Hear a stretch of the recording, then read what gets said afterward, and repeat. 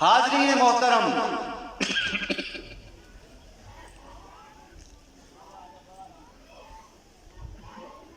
مرشد اعظم حضرت نظام الدین کیانوی رحمۃ اللہ علیہ نے آپ کو ویسے ہی ادھر بیابان میں بیٹھنے کے لیے نہیں کہہ دیا تھا،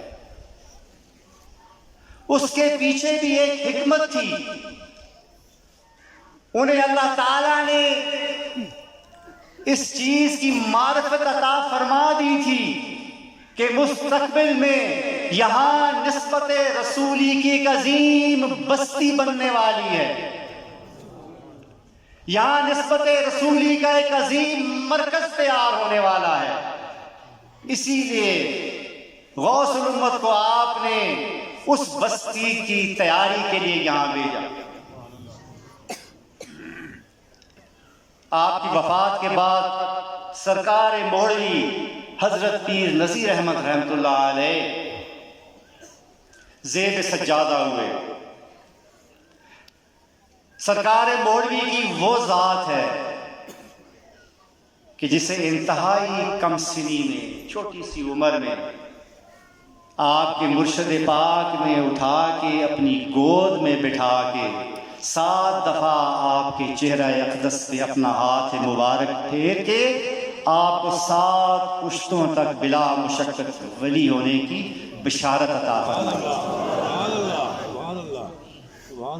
یہ دعا آپ کی پشت پر تھی، آپ کے ساتھ تھی، لہذا جو زمین غوث الامت خواجہ محمد قاسم نے تیار کی تھی اس میں سرکار مولوی نے نسبت رسولی کا پودا لگایا اور آپ تصوف کے مجدد بنے۔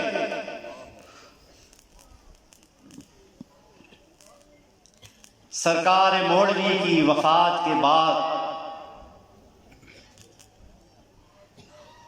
اس نسبت رسولی کے چمن کی اور اس پودے کی نگہبانی کی ذمہ داری سرکار مولوی نے ہمارے پیر و مرشد شیر شاہ غازی اعلیٰ حضرت الحاج پیر ہارون الرشید رحمۃ اللہ علیہ کے سپرد کی۔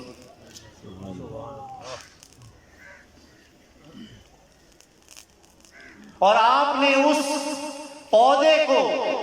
اس پودے کی ایسی نگہبانی، ایسی سرابی کی کہ وہ ایک تناور درخت کا روپ اختیار کر گیا، جس کے سائے میں آج میں اور آپ بیٹھے ہیں اور جس کی شاخیں دنیا کے کونے کونے میں پھیلی ہوئی ہیں۔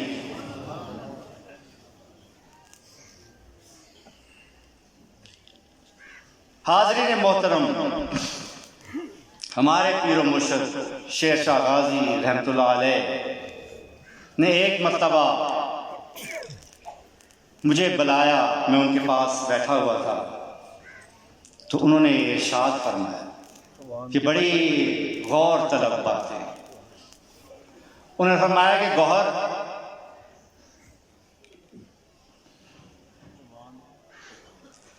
تمہیں پتہ ہے کہ یہ سب کچھ کیسے بنا ہے؟ یہ نسبت رسولی کی بستی، یہ موڑا شریف، یہ جنگل میں منگل، یہ اللہ تعالیٰ کا اتنی مہربانی، اتنی عنایات، اتنا فضل و کرم،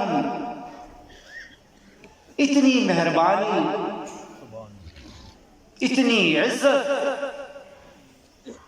یہ کیسے اللہ نے دی ہے؟ میں خاموش رہا تو آپ نے فرمایا صرف اور صرف پیر صاحب کی دعا سے، یعنی سرکار مولوی، صرف اور صرف پیر صاحب کی دعا سے۔ پھر آپ نے فرمایا کہ جب اعلیٰ حضرت سرکار مولوی بیمار تھے، اپنی وفات سے تقریباً 6-7 مہینے پہلے، یعنی آخری بیماری جو تھی، کہتے ہیں کہ اس کے دوران میں ایک دن سویا ہوا تھا اور خواب میں مجھے آیا کہ کسی نے آ کے میرے کان میں کہا اعلیٰ حضرت سرکار مولوی کے بارے میں کہ پیر صاحب فوت ہو گئے ہیں۔ تو میں ایک دم بھڑبڑا کے اٹھ گیا۔ کہتے ہیں اس دن کے بعد مجھے شک سا بیٹھ گیا کہ بس شاید پیر صاحب اب ہم سے جدا ہونے والے ہیں. تو کہتے ہیں کہ میں ہر وقت روتا رہتا تھا. سرکار مولوی بیمار تھے. کہتے میں ان کی مٹھیاں بھر رہا تھا, رو رہا تھا, زارو قطار رو رہا تھا. اور میرے ساتھ ایک خادم ان کا سائیں نیاز علی ان کا نام تھا, وہ دوسری ٹانگ پر وہ دبا.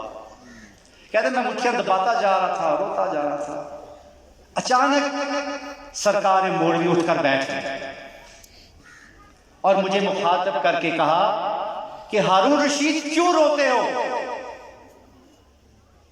میں اللہ کی بارگاہ میں حاضر ہوا ہوں.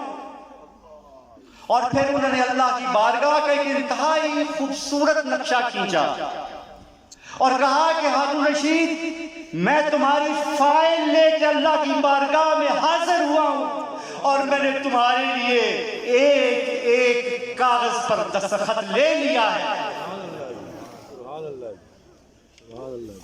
میں جانے سے پہلے یہ فیصلہ کر کے جاؤں گا کہ ہارون رشید کا کوئی مخالف اور کوئی اس کو ماننے والا اور اس کا ساتھی میرے علاقے میں داخل نہیں ہو سکتا.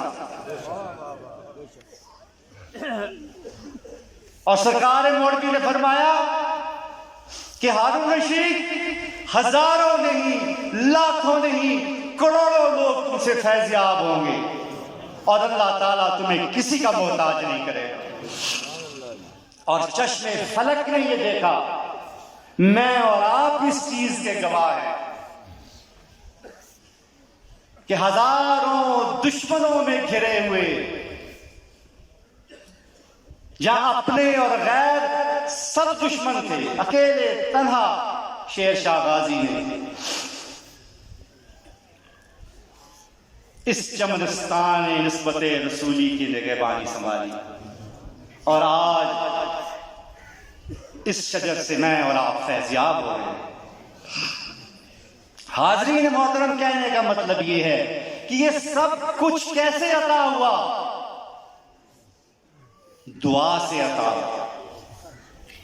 یعنی یہ مرکز قائم بھی دعا سے ہوا, اس کا قیام اور بقا بھی دعا سے ہے, اور اس کا کام بھی دعائیں بانٹنا ہے, دعائیں دینا ہے, دعائیں کرنا ہے. یہ دعاؤں کا مرکز ہے میرے پیارے بچوں, میرے بھائیوں. لیکن دعا ہے کیا؟ سوال تو یہ ہے, دعا کیا ہے؟ دعا چند الفاظ کا نام نہیں ہے, چند رٹے رٹائے جملوں کو دوہرا دینے کا نام نہیں ہے. وہ تو دعا ہوتی نہیں. دعا وہ ہوتی ہے کہ زبان کے ساتھ ساتھ دل اور روح کی گہرائیاں بھی شامل ہو جائیں, اور آپ اپنے رب کی بارگاہ میں جو فریاد کر رہے ہوں وہ صرف الفاظ نہ ہو بلکہ دل اور روح کی گہرائیوں سے وہ فریاد نکل رہی ہو. اگر ایسا ہے تو پھر یہ دعا ہے, ورنہ یہ دعا نہیں ہے. اسی دعا کے بارے میں کہا گیا ہے کہ یہ قبولیت کی منزلیں طے کرتی ہے اور یہ کبھی رد نہیں ہوتی.